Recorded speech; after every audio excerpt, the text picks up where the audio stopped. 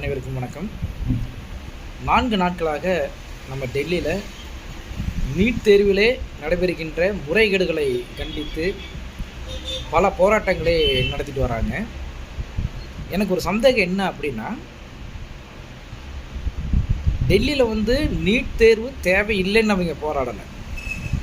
NEET தேர்வில் நடைபெறுகின்ற முறைகேடுகளை கண்டித்து அதில் இருக்கக்கூடிய ஒரு அமைச்சரை பதவி நீக்கம் செய்யணும் அப்படிங்கிறது தான் அங்கே போராட்டமே ஒழிய நீட் தேர்வை ரத்து செய்யணும் அப்படிங்கிற போராட்டம் இல்லை.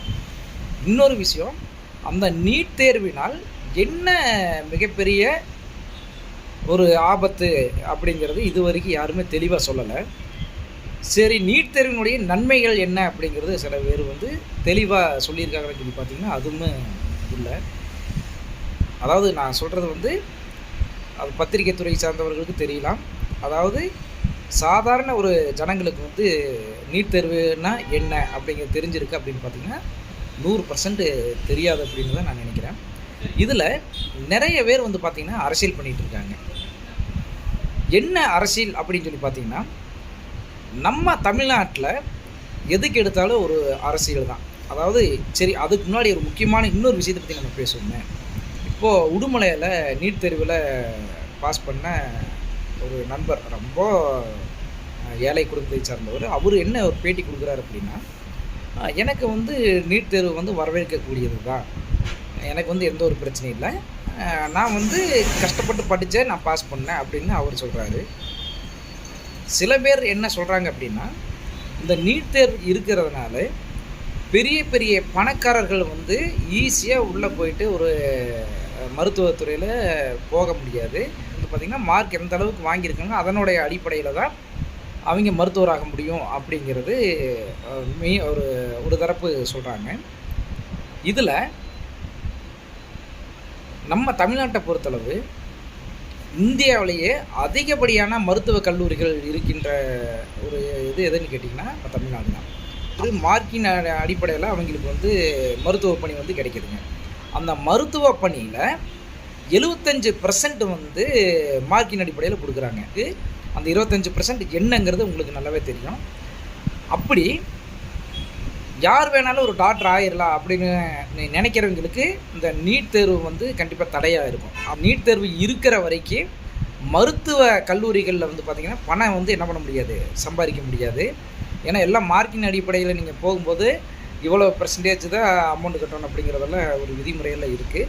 அப்போது நம்ம தமிழ்நாட்டில் என்ன பண்ணுறாங்க அப்படின்னு சொல்லி பார்த்திங்கன்னா, சில பேர் என்ன சொல்கிறாங்கன்னா, நான் நீட்டை ஆதரிப்பவனும் கிடையாது, எதிர்ப்பவனும் கிடையாது, இதில் இருக்கக்கூடிய உண்மைகள் யாராவது சொன்னீங்கன்னா நான் அதை ஏற்றுக்கிறேன். நான் அதிகாரப்பூர்வமாக ஆக்கப்பூர்வமாக திங்க் பண்ணி எனக்கு தெரிஞ்ச ஒரு சில விஷயத்தை தான் நான் இப்போ பேசுகிறேன். அப்போது நம்ம தமிழ்நாட்டில் என்ன பண்ணுறாங்க, அதிமுக 10 வருடம் இருந்துச்சு. அது ஜெயலலிதா பீரியடில் நீட் தேர்வே கொண்டு வர முடியல, அது வேறு விஷயம். ஜெயலலிதா காலமான பிறகு எடப்பாடி அவர்கள் அந்த சீட்டில் உட்கார்றாங்க. அப்போ எடப்பாடி வந்ததுக்கப்புறம் பார்த்திங்கன்னா பாஜகவோட கூட்டணி சேர்றாரு.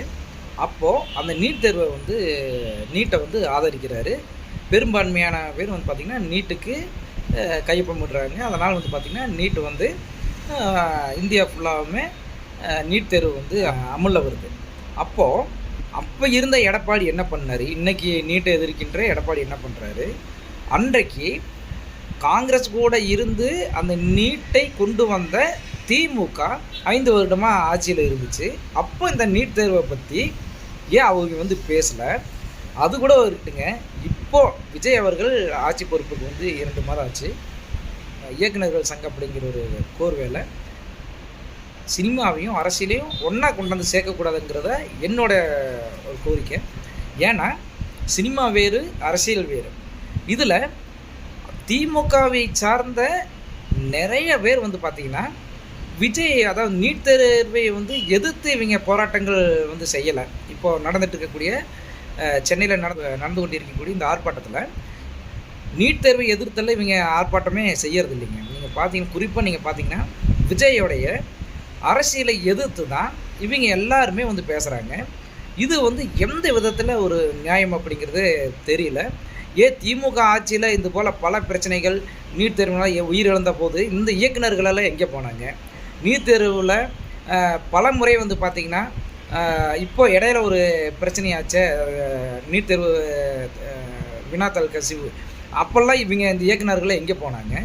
எவனாவது ஒருத்தர் சொம்பு தூக்கிட்டு வந்தால் இவங்க பின்னாடியே வந்துடுவாங்க. அதுதான் இவங்களுடைய மூளை எல்லாமே. ஏன்னா ஆளுங்கட்சிக்கு எதிராக செயல்படுறது இவங்களோட வேலையை. அது மட்டும் இல்லை, நீட் தேர்வு உடைய ஆர்ப்பாட்டத்தில் வந்து ரஞ்சித் பேசுகிறாரு, அம்பேத்கர் சிலையை வைப்பதற்கு கூட தாவேக்கானால் முடியல அப்படின்ட்டு விஜய்க்கு எதிராக பேசுகிறாரு.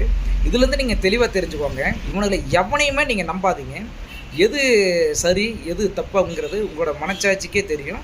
உங்களோட மனச்சாட்சிக்கு விரோதமாக யார் செயல்பட்டாலும் உண்மையாகவே தண்டிக்கக்கூடிய ஒரு மிகப்பெரிய ஒரு விஷயந்தான்.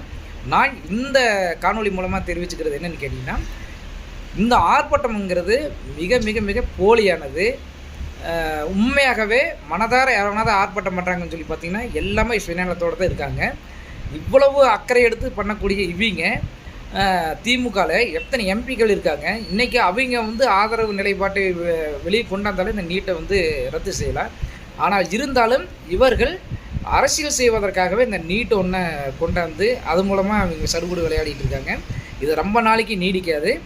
இந்த நடிகர்கள், இந்த இயக்குநர்கள் இப்போது எதிராக செயல்படுறாங்க பார்த்திங்களா, அவங்களெல்லாம் கண்டிப்பாக நிராகரிச்சுங்க. மக்கள் வந்து அவங்க பேசுகிறது சரியா இல்லையாங்கிறத பார்த்துட்டு அவங்க பேச்சுக்கு தயவு செஞ்சு நம்ம வந்து ஒரு வீடியோவை பார்க்குறதோ ஷேர் பண்ணுறதோ இவங்க தப்பாக பேசியிருக்காங்க அப்படின்ட்டு எடுத்துக்காட்டுறதோ அதெல்லாமே கம்ப்ளீட்டாக அவாய்ட் பண்ணுங்கள்.